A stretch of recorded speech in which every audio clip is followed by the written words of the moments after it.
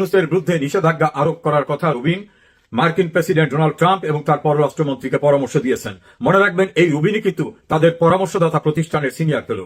তিনি আরো বলেছেন, যুক্তরাষ্ট্রকে বাংলাদেশের ধর্মীয় স্বাধীনতার পর্যবেক্ষণ তালিকায় রাখতে হবে, জামাত ইসলামীকে সন্ত্রাসী সংস্থা হিসাবে ঘোষণা করতে হবে, আসল নেতৃত্ব হিসাবে, ভেরি ইম্পর্ট্যান্ট, আসল নেতৃত্ব হিসাবে শেখ হাসিনাকে স্বীকৃতি দিতে হবে যতক্ষণ সুষ্ঠু নির্বাচন অনুষ্ঠিত না হয়। রুবিন সতর্ক করেছেন, অন্যথায় দীর্ঘমেয়াদে ধর্মীয় স্বাধীনতা, গণতন্ত্র ক্ষতিগ্রস্ত হবে এবং আঞ্চলিক স্থিতিশীলতা বিপন্ন হবে।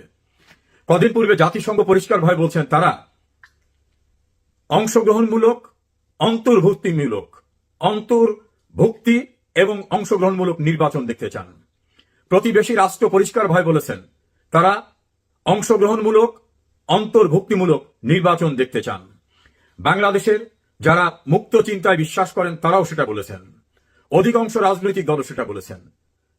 এইরূপ পরিস্থিতিতে বিশ্বকে বাদ দিয়ে, বিশ্ব মতামতকে বাদ দিয়ে, উন্নয়ন সহযোগীদের মতামতকে বাদ দিয়ে, অর্থাৎ অংশগ্রহণমূলক, অন্তর্ভুক্তিমূলক নির্বাচনের বাইরে গিয়ে বানরের পিঠা ভাগ করার মতো ভাগযোগ করলে নির্বাচন হবে? অধিকাংশ বিশ্লেষকদের ধারণা, এভাবে বাংলাদেশের নির্বাচন করা সম্ভব না।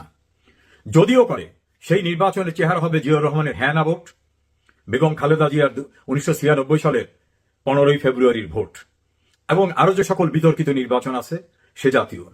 সেক্ষেত্রে করণীয় কি? যদি সত্যিই বাংলাদেশে রাজনৈতিক স্থিতিশীলতা, উন্নয়ন, অগ্রযাত্রাকে ফিরিয়ে আনতে হয়, রেস্টোর করতে হয়, ধর্মীয় স্বাধীনতা এটাকে যদি আনতে হয়, তাহলে রুবিনের মতামত যেটা, আমি বলবো সেটাই যথার্থ।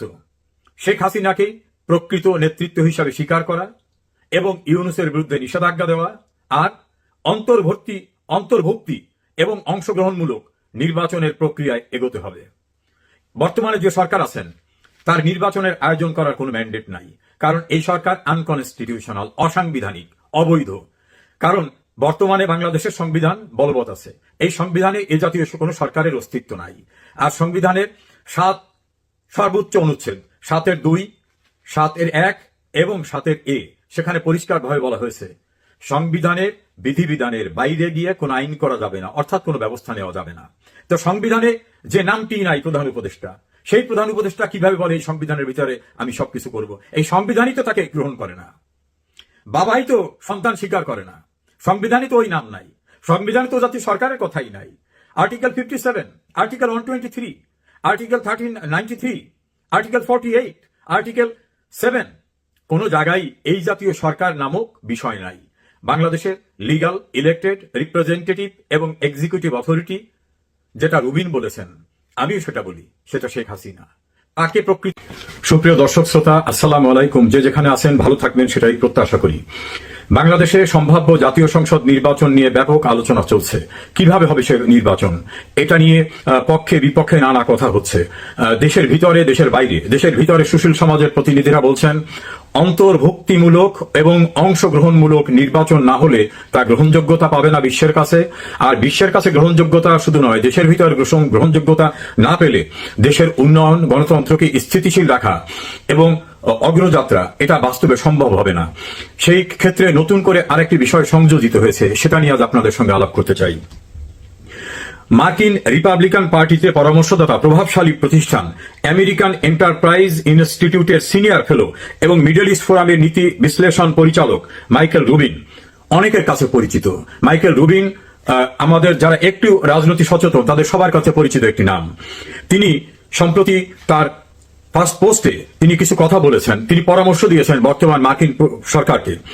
তিনি বলছেন যেটা, আমরা সেটা নিয়ে একটু আলোচনা করি। তিনি প্রেসিডেন্ট ডোনাল্ড ট্রাম্প এবং পররাষ্ট্রমন্ত্রী মার্কো রুবিকে সতর্ক করে দিয়েছেন তাদের উচিত নয় বাইডেন প্রশাসনের বাংলাদেশ বিষয়ক নীতি পুনরায় অনুসরণ করা। অর্থাৎ বাইডেন যে কাজটি করে গেছিল সেই নীতি বাংলাদেশে অনুসরণ করা ঠিক হবে না। রুবিনের বিশ্লেষণে বলা হয়েছে, বাংলাদেশের রাজনৈতিক ও সামাজিক পরিস্থিতির গুরুতর সংকটের দিকে ধাবিত হচ্ছে, যা আঞ্চলিক স্থিতিশীলতার জন্য বড় হুমকি হয়ে দাঁড়িয়েছে। ফার্স্ট পোস্টে লিখিত একটি প্রতিবেদনে রুবিন বলেছেন, 1 বছরের বেশি আগে বাংলাদেশের নির্বাচিত প্রধানমন্ত্রী শেখ হাসিনাকে শিক্ষার্থী আন্দোলনে বিক্ষোভের মাধ্যমে অপসারণ করা হয়েছে। শেখ হাসিনার সমালোচকরা অভিযোগ করেন যে তিনি এবং তার পরিবার সরকারি প্রতিষ্ঠানগুলোকে নিজেদের গৌরব ও ক্ষমতা প্রদর্শনের জন্য ব্যবহার করেছেন, নির্বাচনে হস্তক্ষেপ করেছেন এবং সরকারি প্রকল্পে অনিয়ম দুর্নীতির অভিযোগ এসেছে। এই রুবিন কিন্তু 2008 সালে বাংলাদেশের নির্বাচন পর্যবেক্ষণ এসেছিলেন এবং নির্বাচনের উপরে তার পর্যবেক্ষণ রিপোর্টে বাংলাদেশের সুন্দর নির্বাচন হয়েছে, নিরপেক্ষ, অংশগ্রহণমূলক, অন্তর্ভুক্তিমূলক, এভাবে তিনি রিপোর্ট দিয়েছিলেন, ইতিবাচক মতামত দিয়েছিলেন। শেখ হাসিনাকে অপসারণের পর শিক্ষার্থীদের বিক্ষোভ, যা মূলত মুক্তিযোদ্ধা কোটা বাতিলের দাবিতে শুরু হয়েছিল, তা সহিংস আকার ধারণ করেছিল, এটা রুবিন তার ফার্স্ট পোস্টে বলেছেন। রুবিনের মতে প্রকৃতপক্ষে পাকিস্তানের আইএসআই, দর্শক শ্রোতা খেয়াল করবেন, পাকিস্তানের আইএসআই সম্ভবত কাতার ও তুরস্ক অর্থায়নে এই বিক্ষোভকে উস্কানি দেওয়া হয়েছে। রুবিন যতটা বলেছেন, তিনি যেহেতু রিপাবলিকান পার্টির অ্যাডভাইজার, হয়তো তিনি সবটা বলতে পারেনি। এইখানে জর্জ সরোজের ফ্যামিলি অর্থ ইউএস এইড বাংলাদেশে ব্যবহৃত হয়েছে, এটা অস্বীকার করার কোনো সুযোগ নাই। বাইডেন প্রশাসন তখন এই পরিবর্তনকে গণতান্ত্রিক অগ্রগতি হিসাবে উল্লেখ করেছিল। রুবিন তার বক্তব্যে বলছেন যে বাইডেন প্রশাসন এটাকে গণতান্ত্রিক উত্তরণে অগ্রগতি হিসাবে উল্লেখ করেছিলেন। তারপর রুবিন বলছেন যে জাতিসংঘে ডক্টর ইউনূসের সঙ্গে সাক্ষাতে বাইডেন বাংলাদেশের শিক্ষার্থীদের আন্দোলনের প্রশংসা করে বলেছিলেন নূতন সংস্কারমূলক এজেন্ডা বাস্তবায়িত হবে। যুক্তরাষ্ট্রের সমর্থনের প্রতিশ্রুতি তিনি দিয়েছিলেন, বাইডেন দিয়েছিলেন প্রতিশ্রুতি, নট ডোনাল্ড ট্রাম্প। রুবিনের মতে ডক্টর ইউনূস সংস্কার ও প্রকৃতপক্ষে স্বৈর শাসন প্রতিশোধমূলক কর্মকাণ্ড। ডক্টর ইউনূসের কর্মকাণ্ডকে রুবিন বলছেন এটা স্বৈরাচার এবং প্রতিশোধমূলক কর্মকাণ্ড। তিনি রাজনৈতিক প্রতিপক্ষ, সাংবাদিক, নাগরিক সমাজ, নেতা, প্রাক্তন ধর্মনিরপেক্ষ নেতাদের বিরুদ্ধে মিথ্যা অভিযোগ করেছেন। বাংলাদেশে হিন্দু ও খ্রিস্টান সম্প্রদায়কে লক্ষ্য করেছেন। বাংলাদেশে যারা অসাম্প্রদায়িক লোক, রাজনৈতিক নেতা, সাংবাদিক, সাহিত্যিক, বুদ্ধিজীবী, তাদের উপরে যে নিপীড়ন শুরু হয়েছে সেটা তিনি তার ফার্স্ট পোস্টে বলেছেন।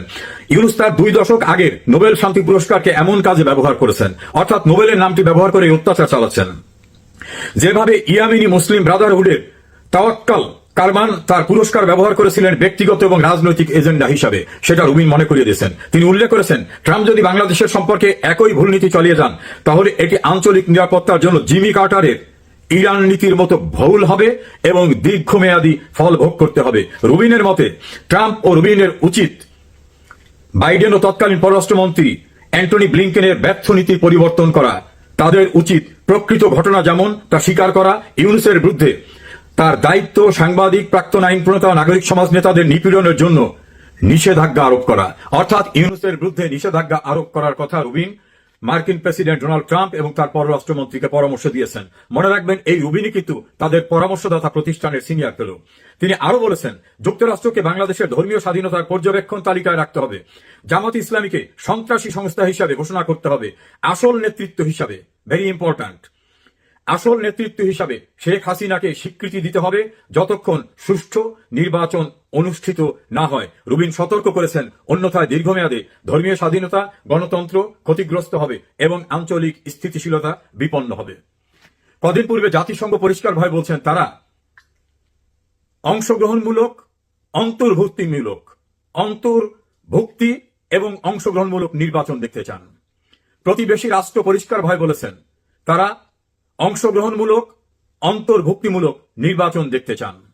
বাংলাদেশের যারা মুক্ত চিন্তায় বিশ্বাস করেন তারাও সেটা বলেছেন, অধিকাংশ রাজনৈতিক দলও সেটা বলেছেন। এইরূপ পরিস্থিতিতে বিশ্বকে বাদ দিয়ে, বিশ্ব মতামতকে বাদ দিয়ে, উন্নয়ন সহযোগীদের মতামতকে বাদ দিয়ে, অর্থাৎ অংশগ্রহণমূলক, অন্তর্ভুক্তিমূলক নির্বাচনের বাইরে গিয়ে বানরের পিঠা ভাগ করার মতো ভাগযোগ করলে নির্বাচন হবে? অধিকাংশ বিশ্লেষকদের ধারণা এভাবে বাংলাদেশের নির্বাচন করা সম্ভব না। যদিও করে, সেই নির্বাচনের চেহারা হবে জিয়াউর রহমানের হ্যাঁ না ভোট, বেগম খালেদা জিয়ার 1996 সালের 15ই ফেব্রুয়ারির ভোট এবং আরো যে সকল বিতর্কিত নির্বাচন আছে সে জাতীয়। সেক্ষেত্রে করণীয় কি? যদি সত্যিই বাংলাদেশে রাজনৈতিক স্থিতিশীলতা, উন্নয়ন, অগ্রযাত্রাকে ফিরিয়ে আনতে হয়, রেস্টোর করতে হয়, ধর্মীয় স্বাধীনতা এটাকে যদি আনতে হয়, তাহলে রুবিনের মতামত যেটা আমি বলবো সেটাই যথার্থ। শেখ হাসিনাকে প্রকৃত নেতৃত্ব হিসাবে স্বীকার করা এবং ইউনূসের বিরুদ্ধে নিষেধাজ্ঞা দেওয়া, আর অন্তর্ভুক্তি এবং অংশগ্রহণমূলক নির্বাচনের প্রক্রিয়ায় এগোতে হবে।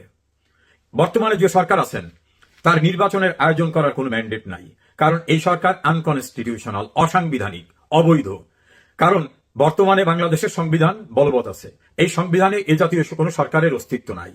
আর সংবিধানের 7 সর্বোচ্চ অনুচ্ছেদ 7-2, 7-1 এবং 7-A সেখানে পরিষ্কারভাবে বলা হয়েছে সংবিধানের বিধিবিধানের বাইরে গিয়ে কোনো আইন করা যাবে না, অর্থাৎ কোনো ব্যবস্থা নেওয়া যাবে না। তো সংবিধানে যে নামটি নাই প্রধান উপদেষ্টা, সেই প্রধান উপদেষ্টা কিভাবে বলে এই সংবিধানের ভিতরে আমি সবকিছু করব? এই সংবিধানই তো তাকে গ্রহণ করে না, বাবাই তো সন্তান স্বীকার করে না, সংবিধানে তো ওই নাম নাই, সংবিধানে তো জাতীয় সরকারের কথাই নাই। Article 57, article 123, article 1393, article 48, article 7, কোন জায়গায় এই জাতীয় সরকার নামক বিষয় নাই। বাংলাদেশের লিগাল, ইলেক্টেড, রিপ্রেজেন্টেটিভ এবং এক্সিকিউটিভ অথরিটি, যেটা রুবিন বলেছেন, আমিও সেটা বলি, সেটা শেখ হাসিনা। তাকে প্রকৃত নেতা স্বীকার করে প্রয়োজন বোধে মধ্যবর্তী অন্তর্বর্তীকালীন নির্বাচনের আয়োজন করতে হবে। সে আয়োজন নিরপেক্ষ নির্বাচন কমিশন করবে। প্রয়োজনে আরো যদি কিছু সংযোজন করে সেই নির্বাচনকে আরো গ্রহণযোগ্য করার দরকার হয় সেটাও করা যাবে। কিন্তু যেটা আইনে নাই, যেটা বিধান নাই, যেটা বিশ্বের কেউ চায় না, যেটা দেশের অধিকাংশ মানুষ চায় না, সেটা করা যাবে। কনক্লুশনে তো এরকমই বলা যায়, শেখ হাসিনা এবং আওয়ামী লীগকে বাদ দিয়ে বাংলাদেশের প্রকৃতপক্ষে কোনো নির্বাচন, অন্তর্ভুক্তি এবং অংশগ্রহণমূলক নির্বাচন আদৌ সম্ভব না। নানা রকম বিশ্লেষণে বাংলাদেশের অভ্যন্তরে যারা ব্যক্তিগত পডকাস্ট করেন, বিভিন্ন টেলিভিশনে কথা বলেন, তাদের কথার নির্যাসও কিন্তু ঘুরে ফিরে মাইকেল রুবিনের কথা, জাতিসংঘের কথা, প্রতিবেশী রাষ্ট্রসমূহের কথা, একই কথা। ফলত একথাই তো বলা যেতে পারে, আওয়ামী লীগকে বাদ দিয়ে, শেখ হাসিনাকে বাদ দিয়ে বাংলাদেশে কোনো গণতান্ত্রিক নির্বাচন সম্ভব না, স্থিতিশীলতা সম্ভব না। স্বপ্ন অনেকে দেখা যায়, যে স্বপ্ন বাস্তবায়ন সম্ভব না, সেই স্বপ্ন যারা দেখছেন, অর্থাৎ আওয়ামী লীগকে বাদ দেওয়া, শেখ হাসিনাকে বাদ দেওয়া, মুক্তিযুদ্ধের পক্ষের সমস্ত রাজনৈতিক দলদের বাদ দেওয়া, অসাম্প্রদায়িক রাজনৈতিক নেতৃবৃন্দ, সাংবাদিক, সাহিত্যিক, বুদ্ধিজীবী সবাইকে কারাগারে আটকে রেখে দেশ শাসন করার, এই স্বপ্ন অনেকে দেখেছিল। জিয়াউর রহমান ক্ষমতায় থাকা অবস্থায় প্রতি রাতে কারফিউ জারি করে টিকে থাকছিলেন। এরশাদ সামরিক শাসন জারি করে দীর্ঘদিন টিকেছিলেন, স্থায়ী হয়নি। গণতান্ত্রিক প্রক্রিয়ায় মানুষের ম্যান্ডেট হলো মূল কথা। একসময় সবাই বলতেন জনগণ কাকে ভোট দেবে সেটার দ্বারা নির্ধারিত হবে যে জনগণের এক প্রকৃত প্রতিনিধিকে। এই জোরালো কণ্ঠে যারা কথা বলতেন, তারা এখন জনগণকে ভোট দেওয়ার জন্য তার পছন্দ মাফিক প্রার্থী হতে বাধা দিচ্ছেন কেন? আমি যদি ওই কথাই আসি, জনগণের দ্বারা, জনগণের মধ্য থেকে জনগণের প্রতিনিধি নির্বাচিত হবে, তাহলে আওয়ামী লীগ যারা করেছে তারা ভোট করতে পারবে না, আওয়ামী লীগের যারা তারা ভোট দিতে পারবে না, তাহলে কিসের গণতন্ত্র? গণতন্ত্রের কোনো সংজ্ঞাই এটা মেলে না। যে যেখানে থাকবেন ভালো থাকবেন।